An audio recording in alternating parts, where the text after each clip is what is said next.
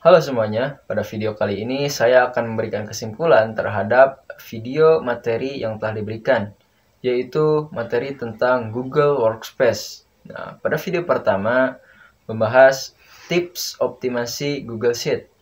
Yang pertama, membuat drop-down. Nah, membuat drop-down di Google Sheet menggunakan fitur data validation adalah sebuah cara yang sangat efektif untuk meningkatkan akurasi data. Nah, fitur ini memungkinkan pengguna memilih dari daftar opsi yang telah ditentukan sebelumnya.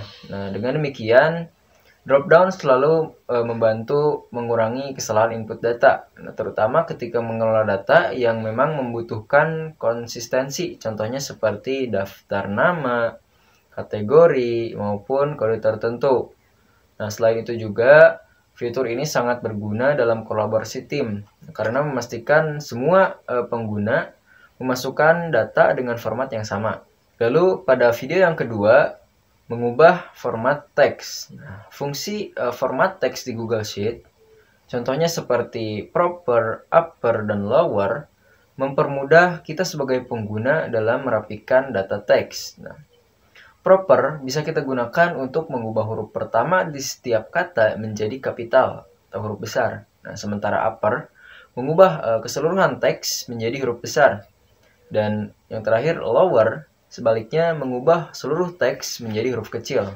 Nah, tentu fitur ini sangat berguna dalam mengolah data nama, alamat, maupun teks lain yang seringkali dimasukkan secara tidak seragam ya, sehingga nanti hasilnya bisa lebih terstruktur dan juga mudah dibaca ya, terutama di dalam dokumen maupun laporan yang resmi. Di video ketiga ada rumus mid, right, dan left.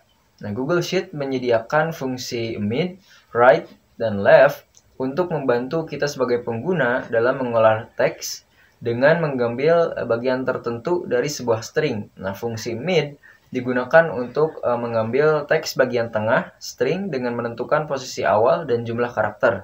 Nah, sedangkan left digunakan untuk mengambil sejumlah karakter dari bagian kiri string ya.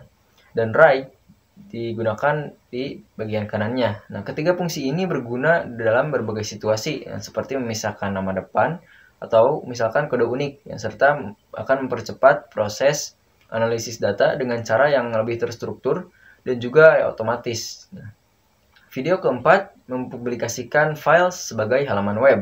Nah, fitur Publish to Web di Google Sheet memungkinkan kita sebagai pengguna untuk mempublikasikan dokumen secara online. Nah, sehingga dapat diakses siapa saja melalui tautan ya.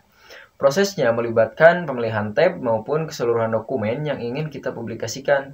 Lalu kita bisa membagikan tautan tersebut. Nah, tentu fitur ini sangat bermanfaat untuk membagikan data secara real time, baik untuk laporan, kolaborasi, atau dokumen lain yang perlu diakses oleh orang banyak tanpa perlu mengunduh filenya terlebih dahulu. Lalu video kelima ada Google Form. Nah, Google Form adalah sebuah platform digital untuk membuat formulir online yang dapat digunakan untuk survei, kuesioner, atau pengumpulan data lainnya. Alat ini mempermudah proses pengumpulan data dengan fitur yang intuitif dan hasil respon yang tersusun rapi dalam format yang digital. Nah, manfaat utama Google Form yaitu efisiensinya, karena formulir Google Form ini dapat diakses dari mana saja dan kapan saja, dan hasilnya dapat diintegrasikan langsung dengan Google Sheet. Nah, dengan demikian, Google Form ini menjadi solusi yang fleksibel dan serbaguna untuk kebutuhan pendidikan, bisnis, atau yang lainnya. Pada video ke-6 yaitu cara akses Google Form. Nah, Google Form dapat kita akses melalui Google Drive atau langsung dari situsnya, atau bisa kita akses di bagian kanan atas di Google Chrome. Nah, kita sebagai pengguna dapat memilih formulir dari template yang sudah disediakan oleh Google, atau kita bisa membuatnya sendiri dari awal atau blank ya. Selain itu, fitur kustomisasi pada Google Form juga kita bisa menyesuaikan tampilan formulir, warna tema, warna font, atau bahkan menambahkan foto atau logo. Hal ini menjadikan Google Form sebuah alat yang fleksibel untuk berbagai kebutuhan, mulai dari survei hingga formulir resmi dengan desain yang menarik ya tentunya. Video ketujuh adalah menu question. Nah, di menu question ini memungkinkan kita sebagai pengguna untuk membuat pertanyaan yang bisa mengukur tingkat kepuasan, preferensi, atau pendapat orang lain atau responden dalam bentuk angka. Pengguna bisa menentukan rentang nilai seperti 1-5, skala 1-10, atau bahkan menambahkan label untuk memberikan konteks pada setiap nilai. Nah, tentu fitur ini sangat berguna untuk mengumpulkan data kuantitatif yang dapat digunakan untuk menganalisis statistik atau mengevaluasi. Nah, pada video ke-8 masih tentang menu questions, di mana menu question di Google Form juga menyediakan berbagai jenis pertanyaan seperti jawaban singkat, paragraf panjang, tabel grid, lalu drag and drop untuk memprioritaskan pilihan. Nah, data yang dikumpulkan dapat dikelola melalui menu respons, di mana hasilnya dapat langsung diintegrasikan dengan Google Sheet. Nah, selain itu, menu settings memungkinkan kita sebagai pengguna mengubah formulir menjadi sebuah kuis. Nah, dengan penilaian otomatis sehingga tentu sangat cocok untuk keperluan pendidikan maupun pelatihan. Ya. Lalu pada video ke-9 ada menu settings respon.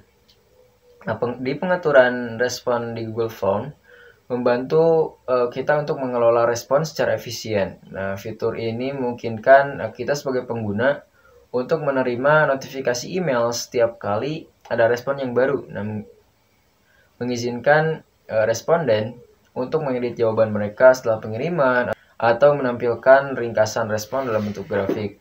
Dengan fitur ini, tentu pengguna dapat memonitoring hasil formulir secara real time dan dapat memastikan pengumpulan data berjalan dengan lancar ya. Lalu pada video terakhir, video ke-10 masih di menu setting. Nah, pengaturan dalam menu setting mencakup juga opsi untuk membatasi satu respon per pengguna, yang penting untuk survei resmi ataupun untuk kompetisi. Ya. Selain itu, fitur form presentation memungkinkan pengguna untuk menambah elemen seperti progress bar untuk meningkatkan pengalaman responden saat mengisi formulir. Nah, setelah formulir diisi, pengaturan after submission juga memungkinkan pengguna untuk memberikan pesan khusus kepada responden atau tautan tindak lanjut sehingga formulir bisa lebih interaktif dan juga informatif ya. Ya mungkin sekian kesimpulan yang bisa saya berikan dari materi video yang telah diberikan. Mohon maaf apabila banyak kesalahan dan terima kasih bagi yang sudah menonton. Sampai jumpa.